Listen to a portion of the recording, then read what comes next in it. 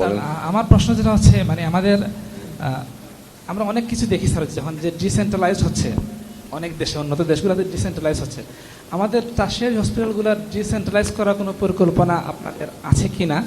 বা আমাদের হেলথ সেক্টরের যে বাজেট যেটা স্যার, সে বাজেটের কোনো মানে রেশিও অল্টার করে, ধরেন আপনি একদম সেন্ট্রাল লেভেল থেকে শুরু করে এরপর উপজেলা এবং বিলো এর মাঝখানে ডিস্ট্রিক্ট লেভেল আছে, ওগুলোতে আমরা ভাগ করে কমায় নিয়ে আসতে পারি কিনা? সেন্ট্রালে আমরা অলরেডি অনেক টার্সিয়ারি হসপিটাল আছে, আমরা যদি ডিস্ট্রিক্ট লেভেলে এই বাজেটের পরিমাণ একটু বাড়াই, তা থেকে যদি আমরা উপজেলা লেভেলে আরও একটু বাড়াই, আমার মনে হয় পিপল উইল বি বেনিফিটেড। সেভাবে আপনাদের কোনো পরিকল্পনা আছে কিনা, মানে বাজেট ডিসেন্ট্রালাইজড এবং ওই টার্সিয়ারি হসপিটালগুলো যদি আমি ডিসেন্ট্রালাইজ করতে পারি, তাহলে হয়তো আমার মানে সিলেটের পেশেন্টের কার্ডিয়াক স্টেন্টিংয়ের জন্য হয়তো ঢাকা যাওয়া লাগতেছে না, সেক্ষেত্রে পুরো ফ্যামিলি সহ 4-5 জন নিয়ে যাওয়া লাগে, that will increase their cost. আমরা যদি সেক্ষেত্রে একটা টার্সিয়ারি হসপিটাল, আমাদের তো অলরেডি সেটা আছে, ডাক্তাররাও আছেন, দক্ষ চিকিৎসকরাও আছেন, আমরা ওইভাবে কোনো প্ল্যানে আগাতে পারি কিনা?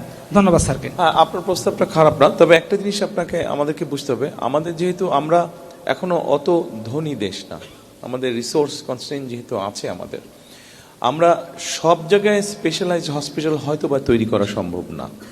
আপনি কার্ডিয়াক সমস্যার কথা বলেন, আপনি বোধহয় কার্ডিয়াক স্টুডেন্ট প্রবলি। আচ্ছা, আমরা স্টেন্টিং ধরি, বাইপাস ধরি, যেটাই ধরি বা এই ধরনের ধরি, এটা হতে পারে যে আমরা ইনিশিয়াল স্টেজটা, ধরেন ওসমানী মেডিকেল কলেজ ইনিশিয়াল স্টেজটা সে সামাল দিল। এটা ইভেন আমি ইউকেতেও দেখে এসেছি যে আপনি এই পার্টিকুলার এলাকায় আছেন, আপনারা হয়তো, আল্লাহ মাফ করুক, আপনার হয়তো কার্ডিয়াক প্রবলেম হলো, কিন্তু আপনার বাড়ি থেকে হয়তো 7 মাইল দূরে আরেকটা হসপিটাল আছে যেটাতে কার্ডিয়াক স্পেশালাইজ যেটাতে তারা, আপনার যদি প্রবলেম হয়, আপনি যদি এমার্জেন্সি কল করেন, এমার্জেন্সি আপনাকে প্রথমে আপনার বাড়ির পাশেরটা নেবে, কিন্তু আপনার যদি তখন এমার্জেন্সিতে ম্যানেজ হয়ে যায় তো ঠিক আছে, তা নাহলে আপনাকে ওরা ওখানে রাখবে না, ওখান থেকে ওরা আসল যে হসপিটাল যেটা আসলে কার্ডিয়াকের জন্য স্পেশালাইজ, সেখানে আপনাকে ওরা নিয়ে যাবে। তো আমরা যদি কেউ হয়তো বলে থাকতে পারেন যে জেলায় জেলায় আমরা স্পেশালাইজড হসপিটাল করব, আমাদের ধারণা এটা পসিবল না। এটা পসিবল না, মানে রিসোর্স আপনি ওইভাবে ম্যানেজ করতে পারবেন না। আর আমাদের যেহেতু জনসংখ্যা অনেক বেশি, সে কারণেই আমরা ওই যে প্রাইমারি হেলথ, যে প্রিভেনশন, যেই শব্দটা আমি বলতে ভুলে গেছি, ওই জন্যই আমরা প্রিভেনশনের উপরে জোর দিতে চাচ্ছি। আপনি যদি প্রথমেই মানুষ অসুস্থ না হতে হয়, এই ব্যবস্থাটা যদি আস্তে আস্তে গ্রহণ করেন, তখন এই বিষয়গুলোর উপরে চাপ কমে আসবে। ধন্যবাদ।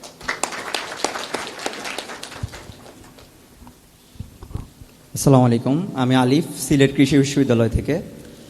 আমরা জানি যে আপনি সবসময় ইউথ ইন অ্যাকশনে বিশ্বাসী।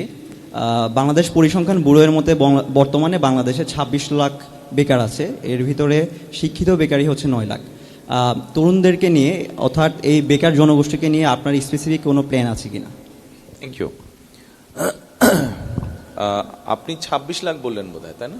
জি, স্ট্যাটিস্টিক্স অনুযায়ী 26 লাখ, বাদ আমার মনে হয় বাস্তবে এটার সংখ্যা অনেক বেশি হবে, কম না, বরং অনেক বেশি হবে।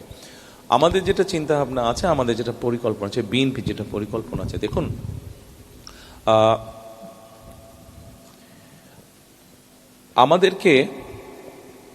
আমাদের এখান থেকে মানুষ প্রতি বছর বিদেশে যায়, প্রায় 10 লাখের মতো মানুষ বিদেশে যায়। আপনি যে পরিসংখ্যানটা দেখেন, এই 10 লাখের মধ্যে প্রায় 7 লক্ষ মানুষ যারা যায়, তারা হচ্ছে আনস্কিল্ড মানুষ। ফলে তাদের যাওয়াটা, তাদের পরিশ্রমটা দেশের অর্থনীতি হোক, তার নিজের জন্য হোক, কোনো ভ্যালু অ্যাড করছে না।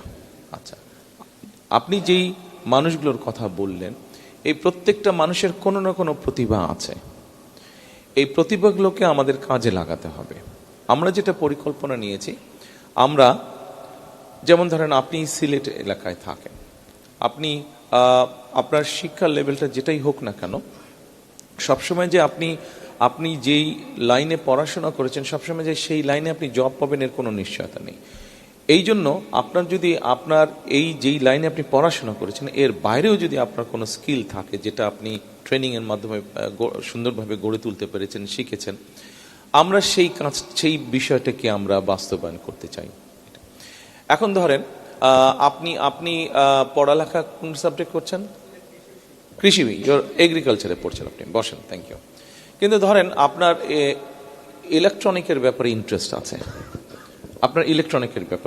আছে, আচ্ছা, যেমন আমি আমার ক্ষেত্রে বলি, আমি যখন অফ টাইমে মানে যখন আমার হাতে সময় থাকতো, আমি ছিলাম আর্টসের স্টুডেন্ট, কিন্তু আমি ওই মডেল তৈরি করতাম, গাড়ির, মোটরসাইকেলের, জাহাজের, বিল্ডিংয়ের তৈরি করতাম। কেউ কেউ দেখে বলতো তা আপনি তো ইঞ্জিনিয়ার হওয়া ছিল। যেভাবে আমি অঙ্কে কাঁচা ছিলাম সেজন্য ইঞ্জিনিয়ার হয়নি, ভাগ্য ভালো।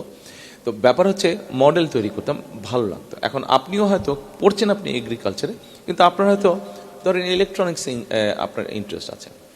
আমরা দেশে আমাদের যে ভোকেশনাল ইনস্টিটিউশনগুলো আছে, আমাদের যে বিভিন্ন টেকনিক্যাল ইনস্টিটিউশনগুলো আছে, এগুলাকে আমরা মডার্নাইজ করতে চাই, এগুলাকে আমরা ইজি করতে চাই। এগুলাকে মডার্নাইজ করার মাধ্যমে আপনার মতন যারা এরকম আছেন, আপনি পড়ালেখা ঠিকই শেষ করেন, কিন্তু আপনার জবের জন্য ধরেন আপনার ইলেকট্রনিক ট্রেনিংটা যদি এরকম কিছু একটা থাকে, সেক্ষেত্রে আপনার ইউরোপের কোনো দেশে হয়তো আপনার ইজি হবে তখন জবটা পাওয়া। এবং এই জিনিসটাকে আমরা মডার্নাইজ করার মাধ্যমে শুধু যে ট্রেনিংয়ের ব্যবস্থা করব তা না, সাথে আমরা ল্যাঙ্গুয়েজ কোর্সটাও করব। যেমন আপনাকে আমি উদাহরণ হিসাবে বলি, এই মুহূর্তে আপনি যদি জাপানে দেখেন, জাপানে আপনি একটু আগে বললেন যে বাংলাদেশের পপুলেশনের প্রায় 40-45% হচ্ছে এই মুহূর্তে ইয়াং জেনারেশন, কিন্তু আপনি যদি জাপানের পপুলেশন ডায়নামিক দেখেন, দেখবেন যে এটা রিভার্স। রাদার ওদের ওখানে এল্ডারলি, বয়স্ক মানুষের সংখ্যা বেশি, ইয়াং মানুষের সংখ্যা কম। এখন ওদের বিভিন্ন ইন্ডাস্ট্রিগুলো চালানোর ক্ষেত্রে কিছু কিছু সমস্যা হচ্ছে, তাদের এগ্রিকালচারের ক্ষেত্রে সমস্যা হচ্ছে, কারণ স্বাভাবিক এগ্রিকালচারের ক্ষেত্রে, ইন্ডাস্ট্রির ক্ষেত্রে কাজ করার জন্য তো ইয়াং লোক দরকার, কারণ ওখানে শক্তির প্রয়োজন হয় অনেক সময়। যদিও তারা রোবট দিয়ে করছে, তারপরেও প্রয়োজন হচ্ছে। একটা বিরাট ক্ষেত্রে তাদের প্রয়োজন হচ্ছে, যেটা হেলথ কেয়ারের তার প্রয়োজন, কারণ এল্ডারলি মানুষ যারা আছেন তাদেরকে টেক কেয়ার করতে হয়। এখন আপনার যদি এর মধ্যে কোনো একটা ট্রেনিং থাকে আপনার, এবং সাথে যদি আপনি জাপানিজ ল্যাঙ্গুয়েজটা জানেন, তাহলে আপনি কিন্তু ইজিলি জবটা পেতে পারেন ওখানে। আমাদের যেই 10 লক্ষ মানুষ যাচ্ছে, এর মধ্যে 7 লক্ষ মানুষ যারা বাইরে যাচ্ছে, আনস্কিল লেভেল যারা যাচ্ছে, এদের মধ্যে আবার ম্যাক্সিমাম মানুষ যাচ্ছে কিন্তু মধ্যপ্রাচ্যে। এবং আপনি সিলেট থেকে যদি যান অথবা ঢাকা থেকে যদি যান, আপনি যদি এয়ারপোর্টে দাঁড়িয়ে দাঁড়িয়ে আপনি যদি একটা পরীক্ষা নেন, দেখবেন সৌদি আরবে ঠিকই যাচ্ছে, কিন্তু সৌদি আরবের কালচার বলেন বা মিডল ইস্টের কালচার বলেন, ল্যাঙ্গুয়েজ বলেন, কোনো সম্পর্কে তাদের কোনো ধারণা নেই। কিন্তু আমরা যদি এই মানুষগুলোকে, এবং কি কি কাজের জন্য যাচ্ছে, সেই যেই কাজের জন্য যাচ্ছে তার কোনো ধারণা আছে এখানে, দেখবেন যে অধিকাংশ ক্ষেত্রে ধারণা নেই। এখন এটা তো একটা স্টাডির ব্যাপার, রিসার্চের ব্যাপার, যে ঠিক আছে সৌদি আরবে যারা যাচ্ছে বা পুরো হোল অফ মিডল ইস্টে যারা যাচ্ছে, তারা কি কি টাইপের কাজ করছে, আমরা এটা ইজিলি রিসার্চ করে বের করতে পারবো যে এই ওয়ার্ক। এবং আমরা যদি একটা টিমকে দায়িত্ব দিই, আপনার মতন ইয়াং ছেলে, এরকম ইয়াং একটা টিমকে দায়িত্ব যে ঠিক আছে তুমি সৌদি আরবে, তোমরা বসে সৌদি আরবে কি কি ডেভেলপমেন্ট হচ্ছে নেক্সট 5 to 10 ইয়ার্সের মধ্যে, তাদের কি কি ধরনের মানুষ লাগবে, আমরা ঠিক আপনার মতন ইয়াং ছেলে মেয়েদেরকে ওই ট্রেনিংগুলো দিব উইথ দি ল্যাঙ্গুয়েজ অফকোর্স। কাজী আপনি যখন, যেমন ওদের ওখানে এখন ইকোনমি ভালো হতে ওদের বিভিন্ন রকম ডেভেলপমেন্ট হচ্ছে, ওদের বিভিন্ন রকম আপনার রিসোর্ট তৈরি হচ্ছে, ওদের ওখানে রাস্তা তৈরি হচ্ছে, ওদের ওখানে বিভিন্ন ইউনিভার্সিটি তৈরি হচ্ছে, সেখানে টিচার দরকার, সেখানে রোড ইঞ্জিনিয়ার দরকার, বিভিন্ন রকম মানুষ দরকার তাদের কাজের। কাজী এই জিনিসগুলোকে যদি আমরা বের করে ফেলতে পারি যে নেক্সট 5 to 10 ইয়ার্স তাদের কি কি ধরনের মানুষ দরকার, আমরা যদি আমাদের ভোকেশনাল ইনস্টিটিউট বা ট্রেনিং ইনস্টিটিউটগুলোকে যদি ওইভাবে সাজিয়ে ফেলি, এবং উইথ দি ল্যাঙ্গুয়েজ কোর্স অবশ্যই, তাহলে আপনার মতন যারা যাবে বিদেশে তাদের জন্য কাজ পাওয়াটা অনেক ইজি হবে, এবং মোটামুটিভাবে আপনি বেকার থাকবেন না, হয়তো এটা বলাই যেতে পারে। Thank you.